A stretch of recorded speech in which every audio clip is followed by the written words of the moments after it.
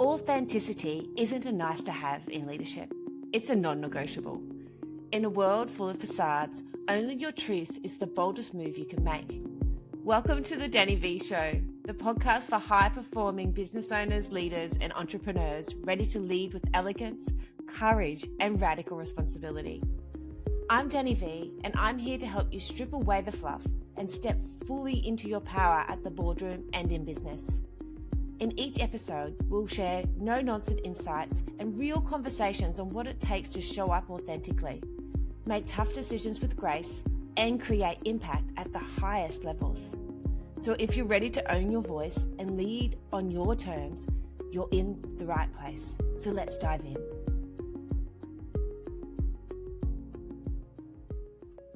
Welcome back to the Danny V Show. Today we are at episode 17, which is super exciting. If you have missed episode 16, that was a solo episode with me where I was talking everything about leadership and the mindset of a leader.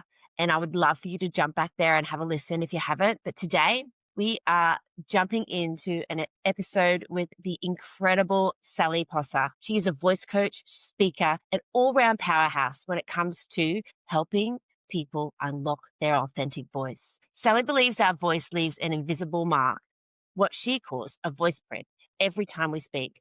From going viral on TikTok to challenging some of the biggest myths around public speaking, she's made it her mission to show us that our voice truly matters. Today, we dive into what it means to trust your intuition, release the need for external validation, and walk to the beat of your own drum in business, leadership, and in life. If you've ever felt like you're holding your voice back or questioning whether it really matters, this conversation will remind you it's time to use it. So let's dive in. Hi, Sally. It's so great to have you as a part of the Danny V Show. I'm so grateful that you've taken the time to come and speak to us and give all your wisdom to my audience. Danny, great to be here. We've got the white shirt memo, so I feel like we're already in sync. That's right. That's right. And we're already buzzing from our conversation before we hit record. So who knows what's going to come out now that we're recording. So I think the most exciting thing that's happening for you right now is that your book is releasing voiceprint. I think you might have it to show in the video. Danny, it just arrived in the post. Yes, voice print. Yes. There it is in the black and white. No going back now. That's exactly right. You talk about the invisible mark we leave on the world every time we speak. And so how can leaders and business owners, entrepreneurs start becoming more intentional about the mark that they're leaving behind when they speak? Yeah, absolutely. So we think about our fingerprint and our footprint, but we rarely think about our voice print, that invisible mark that we leave every time we speak. And before being intentional about it, it's being aware of it. It's actually knowing that your voice is this powerful instrument you have, that it can be influential, that you can access range in it, and that it has a huge impact into how memorable you are. I say, speaking is not a robbery you want to get away with. Sometimes people go into a room, it's like they've got the white gloves on and they're like, stealing the painting like in the Thomas Crown affair or something. And no one knows they were there. So the whole philosophy of voice print and behind my teaching is go out there, use your voice, leave your grubby voice prints everywhere. So people will remember you when you leave, because it's our voice that people remember much more than our face or our emails or anything else that doesn't hit that audibility factor. Yeah. Say audibility is the new visibility. Yeah, I do like that a lot, so much. And I would like to sort of dive into, I guess, not being seen. I like the white gloves in the room. And I've got a lot of clients that I work with, and it is very much about, I don't want to be seen. Not that they don't want to be seen consciously, but they're afraid what people will say about them if they're too much. We often talk about that in the entrepreneur world. A lot of women have been told they're too much. So where can they actually start taking off their gloves to start with, I guess? We work in similar places, you and I. It's like the same thing through different lenses. And it all starts with self-love. It really starts with self-love, because having that kindness and love for yourself means that when you say, people are going to judge me, I say, yeah, they will. Everyone's going to be looking at me. Yeah, you better hope they're looking at you. The spotlight's going to be on me. Yeah, it is. And isn't it about time that it is? So it's really about that stepping into yes, I do deserve to be seen. I do deserve to be heard, and it is safe to be heard and seen as well. I know this is a space that you work in, but Yeah, it's really shifting that exploring language. around where in their life have people learnt that it's safer to be silent Mm. and safer to not be seen, safer to not be heard. I better not stick my head up, I might get shot. And so it's about working through all of these old stories and not letting those stories dictate the way you live your life going forward and the way your voice might be affected as well. Because your message, if it's knocking on that door, it needs to come out. It's too important to be sitting in the shadows. Yes, I love that so much. And it's so important, I guess, just to take that first step, isn't it? And understand that if you have those stories running, you can shift and change them with the work that both you and I do. Yeah, amazing. So you went viral on TikTok, I hear. That must have been a pretty wild ride. Gosh, so I went from 45 followers to more than 10,000 in less than 7 days. And Oof. it was this particular when I first started TikTok, this was really when it was no place for a credible coach to be, clocking up any miles. It was just the Wild West. And I was doing the trends and different things. And one day I came home from a workshop that I'd run, and a few points had come up in that workshop. And I threw up my phone. I didn't even brush my eyelashes, which I used to get pre-pandemic. I don't get them anymore, which the good people of TikTok love to point out how they looked like squashed bugs on my eyes. Anyway, I threw it up in one take and I said, don't do these three things if you want to sound competent, confident, and credible. And it was about Mm. not using the rising inflection and vocal fry and a couple of other things. Anyway, it was my first straight voice to camera TikTok. Didn't think anything of it, thought, okay, maybe my usual two people will see it. It is still hang on, what was 2020? 5 years later, is getting views and comments. It's incredible. It's in the millions anyway. So that's what really kicked things off. And it ran from there. Lots of other videos went viral and it was a pretty crazy experience. They say your phone blowing up, you don't know whether you want to, keep looking or throw it out the window. It was pretty crazy. But I rang my partner. I'm like, something's happened. He's like, oh no, thinking it's some sort of medical emergency. I'm like, the video, the TikTok, you have a military exercise somewhere. Where there were probably like actual kind of emergencies happening. I'm like, oh my God. Anyway, I'm so glad it happened because the whole process of going viral on TikTok and subsequent things that have happened there taught me so much. I'm so glad that they happened. One of the most common things I hear from people is, what will people think? As you said, what will they think? What will they say? What if I get cancelled? And again, I'm like, well, let's cross that bridge when we come to it. If I wake up to a headline, Sally Pross has been cancelled, well, I'll be pretty happy because people have to actually care about who I am for that to mean anything. Uh-huh. And fears are often false evidence appearing real. I really like that Mm, definition of fear, yes. false evidence appearing real. And it's all these things that we like, oh no, what if, what if, what if? When it actually happens and the sky doesn't fall in, it's really liberating. So it's like I did get so many haters online. Like people on the same video being like, oh, I love your voice. I could listen to it all day. Someone going, oh, shut up. You're so annoying. Someone put a poo emoji onto my head and called me Australia's most condescending woman, which Ah, was pretty funny because I it's used to really be a spokesperson for a sewerage company. So I was just like, yep, I'll go with that. And one of the best things that happened was there was this particular video I did about pronunciation. Now, pronunciation is not a hill that I want to die on, and this experience taught me that as well. But I was working with lots of broadcast reporters at the time, and so pronunciation is an area that, we work on. Anyway, this video went viral for kind of all the wrong reasons, and people were saying, don't let this woman tell you how to speak. Don't let her affect your confidence. And that really got me in the heart because, as you know, Danny, this is the reason I started my business and I get up every day is to help people feel confident and love their voice. It's not about what you should and shouldn't do. It's about releasing these silly barriers that we put in place to the beautiful voice that we have inside. So I wasn't at that mindset at the time. I was, of course, sprawled out crying on the couch of my therapist's office, being like, why do they hate me? Oh my God, I'm going to go eat some worms. And she's like, look, Sal, live life in your disco ball. Keep on shining, keep on dancing.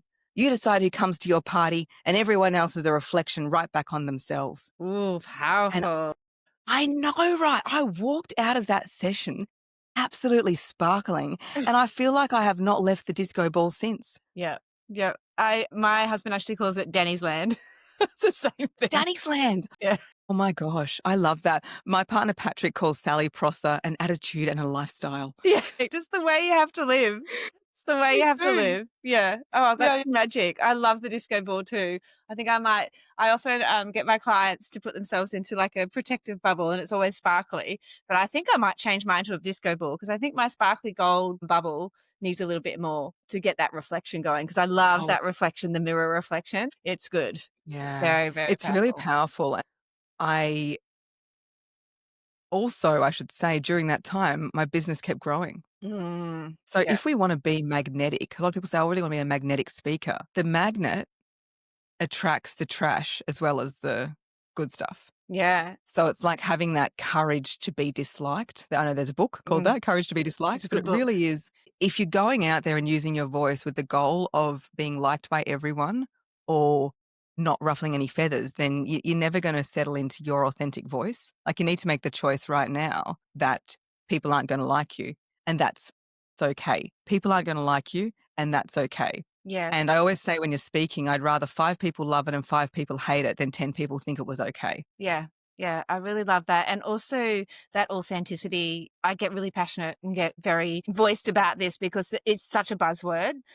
And when people like you speak about it, it doesn't feel like a buzzword because you actually have that full meaning behind it, like that magnetism, being okay to not be liked. That's authenticity. So you're not wearing a mask to be authentic. And, that's that peeling back of those layers and understanding the stories that you've been saying to yourself to be able to speak up. Then you peel that back and then people really see who you are. And that's the exciting part of speaking with that authenticity, isn't it? Yeah, absolutely. And to go back to a sewerage metaphor, if it's everyone's Of course. palatable for it, you think about your voice like a beautiful pipe, and no one can give you your authentic voice. You have it. You have it inside you. It's your voice is the organ of your soul, and it's about clearing all of that mess. So you call it Mhm. peeling off the masks. It's the same thing, clearing all those blockages that are just getting in the way of the magic going through. And I think that sometimes or many people I work with, you get so accustomed to speaking in a certain way or saying this is what I should say and what I should do that you can forget the true voice that's underneath all that.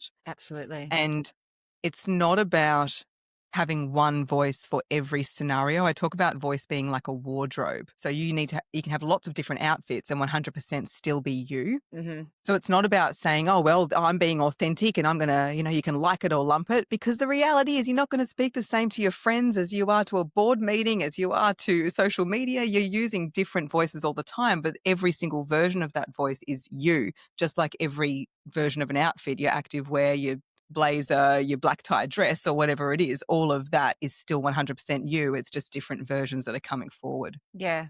Yeah, that's so well described as well because I like how you put like that true Aussie accent on when you're just like, "Oh, I'm just being myself and I'm just being authentic," I because used to it's live in true. Rockhampton. I can do the voice. And I'm also just a bogan from Wollongong as well underneath all this.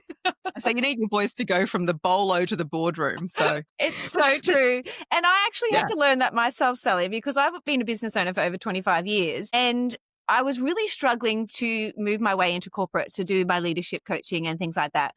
And I actually went and started consulting for a company because I couldn't speak the speak or however you would describe it because I didn't have that voice as a corporate woman. And so I would go in as a business owner and I would use too much fluffy words as a coach. And so they just wouldn't listen to me or they weren't interested in my proposals because they were so fluffy. So then I learnt how to shift and change the way I spoke, but it's the same message. Oh, Danny, I love that. Yeah, Mm, learning to speak the speak.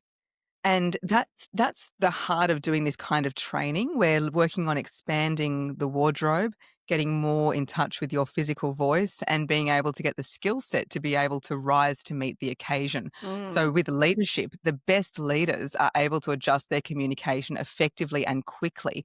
I was working with a leader in the same day she was giving a tour of her premises to the Prime Minister. mm. Then she had to do a board presentation and then she was delivering messages to the front line. Yep. All very different communication styles needed. And when we talk about like the voice of leadership, the best leaders have the best vocal wardrobe.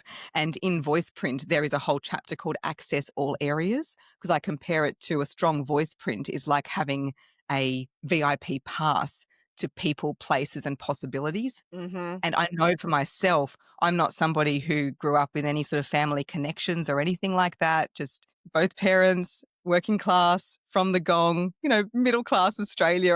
Wasn't given opportunities. And I think back and from working in newsrooms to in PR, and especially as a journalist, you're speaking to lots of different people in the same day. You'd be speaking to somebody just in the mall.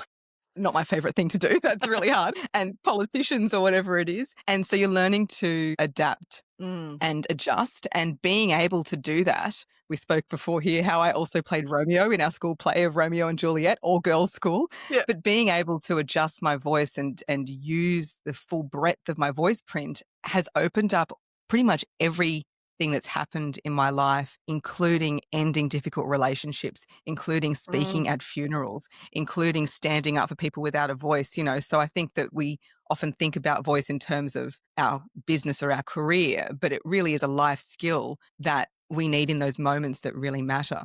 Using that power through your voice. And that's also something that you speak about. What I do find really interesting is you actually flip the lid on what people think about public speaking, in the sense that you say that people aren't really afraid of public speaking. And, I guess it's not speaking itself, it's what people are really wanting to step into on stage.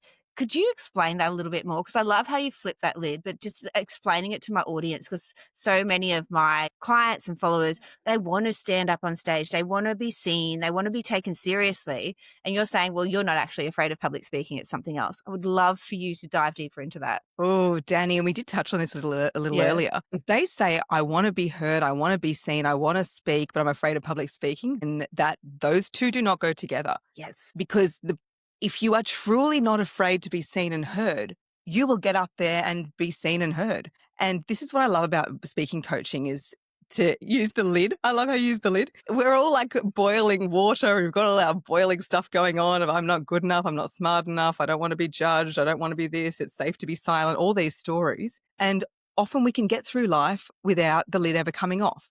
And Danny, I know like both of us have been there. We're just like boiling under the surface, but we just get on with everything and we get through. When it comes to speaking, it's like I don't know if we can swear, but oh my goodness, holy shit, the lids come off and everything that's boiling then boils over. So public speaking isn't the fear. We're not afraid of the lid. We're afraid of what will come out when the lid comes off. Yes. I think changing with that is, I studied classical piano at the con, and it's not my voice, but it is my inner voice coming through the creativity. And that bubbling lid coming off was exactly what used to happen to me, because I would perform really well, but the whole time I'd go on stage, I'd be fine. As soon as I started playing, my whole body would shake the entire time. So yeah, I resonate with that. Keep going. Oh, I'd love to hear you play. Yeah. So then this is why working on your voice and working on speaking is such a powerful channel for healing, because if it gives you the opportunity to work on the stuff that is either going to be stuffed down for your whole life or worked on eventually, or sometimes it's going to boil over and pop the lid off, whether you take it off or not. And so it's a really good lens to look through and say, okay, well, because there are a few people in the world who are legitimately afraid of public speaking, like that. They can't even speak to a person one-on-one. But if you're somebody who can speak to your friends and you can speak to your family and you're like, oh, I'm fine in a workshop or I'm fine with one-on-one, but but then you get to certain scenarios, then we'd look in, okay, what is it about that scenario that causes whatever feeling it is to come up? And then we can get closer to what it really is that's holding you back. And in my experience, it's always the same. People often say, oh my gosh, Sal, you're seeing into my soul. And I do work energetically and I am an intuitive and I do work with energy. Outside of that, we're not that special in the way that most of us have the same kind of experiences. And I've been coaching for 20 years, you get this pattern. One of the most common ones is I spoke up and I was berated pretty much by a teacher or a parent or something they said was wrong or not wanted. And that could be something as simple as in childhood where it's like, be quiet. Don't do this. Kids are and seen, so then not heard. Yeah, exactly. It's learning the pattern of, okay, I'm safer to be silent. My voice doesn't matter. My voice isn't important. Another common one is a sibling who's spoken up, sibling or parent, but usually sibling. And the sibling's probably doing it out of being protective. But if someone's always speaking for you, you learn that there is not value in your voice and you need someone else to speak for you because you don't have that permission. And then the other one that comes up is around the not being smart enough. I don't know enough. Mm. They're gonna judge me. If I don't answer this question correctly and articulately, then they're gonna think that I don't know what I'm talking about, and then I'm gonna lose my job and lose my house, and by the end of the day be on the street eating cat food out of a tin.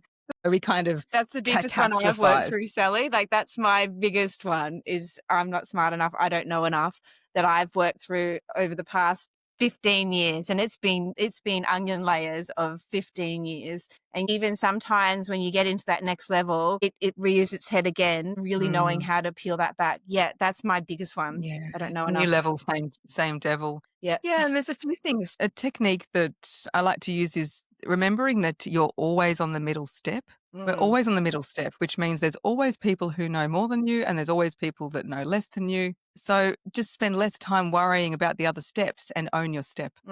yeah. Own your place in And the world. it's the stories of like what things mean. And a pause is a good one. So clients say to me, if I pause too long, whether it's a podcast or on stage, then people are going to think that I've lost my spot, that I don't have the answer. And it's a bad thing. Like the pause is awkward and the pause is time for all these people to think all these terrible things about me. When really a pause is the greatest gift in the world. Like a pause Yes. is silence is golden. You can breathe. And studies have been done that show that people who pause before speaking are considered to be I think the study showed more charismatic Yeah. is Yeah. what It's like came that out of it. holding space. Like I know when I pause, because I'm very visual, is when I just imagine holding space and it just feels Yeah. really warm and cozy. I love that. Well, the best thing I love about pausing, I'm like so in love with the pause. We are absolute besties. People always say, I love the way you pause. And I was a really quick speaker as a teenager. So it was my speech and drama teacher saying, slow down, Sal. Now I'm in love with the pause. We can't breathe in while we're speaking. Mm-hmm. We can only breathe in while we're pausing.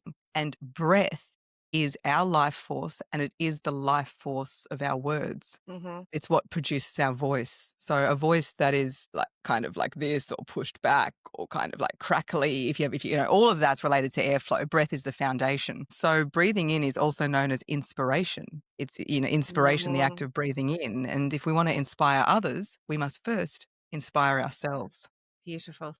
And so when you look at it that way, I just want to pause even longer.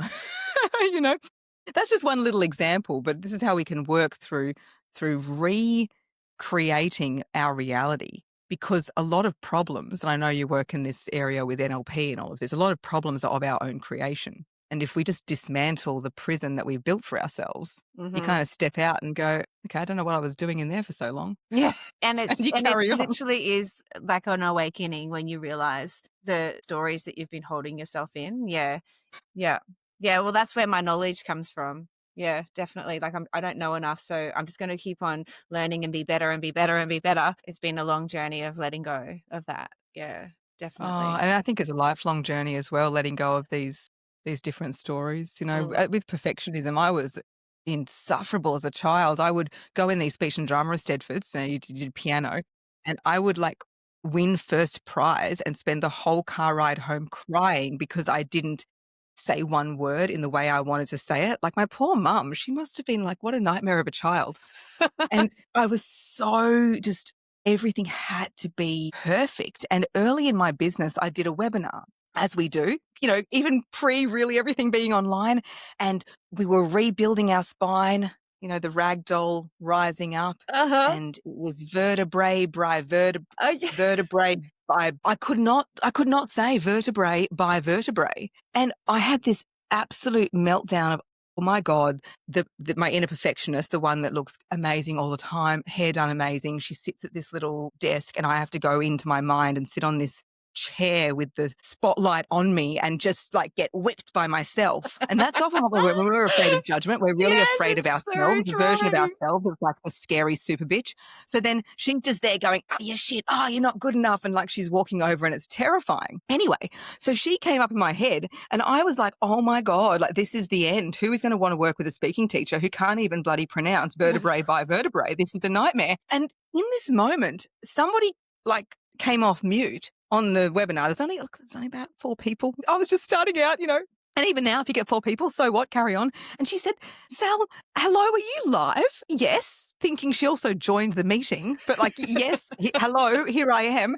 And she said, you were saying everything so perfectly that we thought it must have been a pre-record. Everything was just They were waiting for the real thing. I'm ready for the real thing. And I'm like, yes, hello, I'm here. And in that moment, I really learned that people don't want flawless. They want realness. Mm-hmm. And especially now with the rise of AI, the more Oh, human we can be with our voices, the more stumbles we can make, the more cracks we can show, the more like tongue-tied we like, oh my gosh, I'm in the moment, the better, because that's really what's creating the connection. yeah, definitely. Definitely. And there's a lot of research actually with AI coming in that people are looking for that connection. So over the next 10 years, if you're building connection and being that authentic connection, you're really going to thrive in business and in Yeah, and relationships as well. Yeah, definitely. 100%. And that begins, oh my gosh, my frog has visited us. That begins with authentic connection to self. Yes. So we can't connect with others if we don't connect with self. And that's why I'm really big on voice from the inside out. Yeah. We need to know what our truth is. We need to know about our voice. We need to be able to play that instrument using the piano. Mm-hmm. A lot of people are out there just banging on note C, saying, this is my piano, doing, doing, Mm-hmm. doing. And then maybe they're going, okay, now I can play Mary Had a Little Lamb. But as you know, the more pieces you can play and the more you can utilize those beautiful 88 keys, that is how you can truly express your authenticity. I'm sure you would have had Absolutely. those moments where you can nail those pieces and you go into flow and you're like, wow, Mm. I feel my heart pouring out on this instrument. Yeah, your fingers just do it. You don't even you just feel it through your body. And also that self-love that you spoke about earlier and that going back into self, it's just so essential to really bring your voice out and show up as your authentic self, that self-love. And also something I'm really passionate about is self-leadership. And I know that you've said that, self-leadership is really like working with your intuition. And that intuition is coming from knowing of self, I believe. And so, how would you describe to my listeners that there's a lot of shoulds, you should be doing this and you should be doing that in business, or, don't do this, don't do that. And we've spoken a lot about the self love and understanding who you are. What could be one step that they could walk away with today that they can really start to hone in on that intuition so they're not thinking, oh, I should do this, I should do that, when they realize that for them, not that person over there, that for them, this is what's right. Yeah, it's challenging. I remember, especially being in the beginning of business, just feel a little bit torn from pillar Yeah. to post, going, who do I listen to? What's right? What's wrong? And you can feel very confused. Excuse me. So I didn't put this in the book, but I should have. Spoke I to. visualize myself on a path, and I would recommend everyone does this. You are on your path and you are dressed like I'm like sexy dominatrix, not like the perfectionist in my head, like the me version of it. And I've got this beautiful long velvety cape and this really sexy basket. And I'm walking along this path and there are trees on the side that are advice from coaches. There are courses, there are social media posts, they're all the things that are coming in, the shoulds and the should not. And you can go along and you can pick a piece of fruit. You don't need to take the whole tree. That's what I say to people I Mm. work with as well is take what resonates and leave the rest. I believe no one person is going to have all of the right answers for you. So you go along and you take the different fruits, you take the different flowers, but at no point do you ever deviate off your path. You don't climb that tree and hold on to it, which is what can happen when some people get really like personal development obsessed and they kind of Mm. go to a particular way of being and they hold on to that tree and it's like, I'm going to die holding on to this tree. Mhm. But at the end of the day, you're only a part of that tree. You're off your path. So you stay on your path. You keep walking. You hold your head up high, as my friend used to say, chin up, chest out, right? So you're just walking forward. And then at the end of that path, and who knows when any of us will reach that end, we're all in line. Who knows who's next? Mm. But when we do, we will have a basket that is only ours. It's curated for us. There's no one else that has that. And when I lent into that belief, I got such confidence to not ignore the advice because I really believe we need our coaches and our mentors and our guides. You and I are in that role, and I absolutely couldn't be doing the work I do without my guides. But at the same time, I know that I'm the final authority. For example, early on, everyone said, you've got to scale, move away from one-to-one, go to one-to-many. That's what you've got to do. And it was sort of framed for me at that time from people that if you were doing lots of one-on-one, then you were further You were behind people who were doing the one-to-many. And now, yes, I do my programs, yet I love my one-to-one. One-to-one is the connection I want to make. Mm-hmm. My workshops are only 10 people because that's how I best connect. And I'd rather have that stronger connection with fewer people than a lighter connection with many people. Mm-hmm. And I feel really confident in having lots of powerful one-on-one offers. So that's just an example that comes to mind about something that I had someone say, no, you shouldn't do that. And I was Yeah. like, get away from me. I don't want that in my basket. And I just carried on. So true. Thank you so much. I love that path. And I would love for everybody listening, put yourself on the path. What are you wearing? And just visualize everything. What are you saying to yourself? What are you thinking? And all of those types of things to really push yourself and being in that moment. That's magic. Thank you so much. And so I don't know if you know about my framework. So you were talking about really working within, and my framework is embodied. So it's energy, mindset, body, ownership, which is radical responsibility, direction, vision, mission, values, but it's actually for yourself, not for your business. And then you. So you become authentic you when you work through those 5 steps. And so when you put that all together, for my listeners, how could you use these 6 pillars, as a starting point for really believing their voice truly matters? Oh, Danny, I love that. I love all of them. Amazing. My framework is FIRE. Find your voice, inspire your sound, relay your message, and enter the damn arena. Let's put them That's what we both work with. together. Yeah, we work in Soul Speakers. Okay, I'm going to choose one. Okay, perfect. We could go with voice on every single one of these embodied Yes, very much. pillars that you have. I love them. We're going to go with body. Speaking is a physical sport. Speaking is more of the body than it is of the mind. And the less we can think about what to say and the more we can feel into what to say, that's the biggest shift. And that's the most work that I do, is take voices out of the head and into the body. And that is physically and anatomically as well. So often the voice is up here because we're doing what we think we should say and how we should say it, and we're cut off from the chest because we're online a lot. And this is miles away from our vocal power down near our solar plexus area. So breathing low and deep, I say breathe into the bottom, not out of it. That's an impression you'd rather not make. So breathe into the bottom and feel that it's, the diaphragm, which is the breathing muscle that sits right where our solar plexus is, the seat of our self-esteem. So is it any wonder when we doubt ourselves, the solar plexus seizes up and then the voice pops up and we go into a pitch that only dogs and small children can hear. So we want to be able to bring it down to that area in our body. And during this chat, we probably don't have time to cover all of the how to do that. I'd encourage people to come and have a see, this is what we do in our programs. But for now is to know that your voice runs from the soles of your feet to the crown of your head. It's a powerful, energetic channel. It is not just the vocal cords and up. And getting that breath low and deep, feeling the vibrations in your heart, feeling the vibrations in your solar plexus, and having that connected, grounded feel of the vibrations running through your body, that is what is going to get you closest to your authentic voice. Thank you so much. And as you spoke that, I was embodying it and I can feel it, and it's the most exciting feeling. So if you've been listening to the podcast and you were just kind of listening, I do ask you to rewind and listen to that part and really feel that in your body, because it will shift and change the way that you show up. Yes.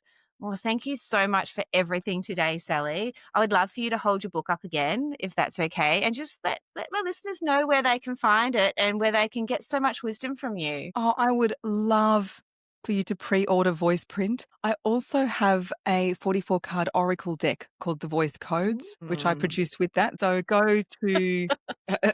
Sorry. You can tell that I'm a former TV presenter, can't you? It's like I just go into presentation mode. Here we are. In breaking news, we have the pre-order open for my brand new book, Voiceprint. And yes, so the link will be in the show notes. You can get it from Amazon or any other retailer at the moment. And if you are in Brisbane, I would love to see you at the big book launch party. It's happening in Brisbane on the 7th of December. And it's going to be a great party, great celebration, and a real honouring of voice. Amazing. Thank you so much. And it's been such an honour to have you on the Danny V Show. And I'm really excited to hear what my listeners have taken away from this. So if you have loved this episode, please do take a screenshot of Sally and I and put it up on socials and tag us both and tell us what your biggest takeaway is, because we both thrive on empowering everyone out there to stand in their authenticity and really truly feel confident in who they are. Thank you so much. Bye. Thanks, Danny. Thanks. Thank you so much for joining me on the Danny V Show today. I hope you're leaving this episode feeling inspired and empowered. My goal is always to bring you elegant insights with a bold impact. If you enjoyed our conversation, I invite you to subscribe to the show and leave a quick review. Your feedback not only means the world to me, but it also helps other growth-minded leaders find this community. Remember, leadership is an inside-out journey. The poise, the passion, and the purpose we cultivate within ourselves are what transform the world around us. So until next time, stay true to your vision and keep leading with the unique mix of grace and strength. Stay radiant, stay resilient, and I'll be right here cheering you on. I can't wait to hang out with you again on the next episode of The Danny V Show.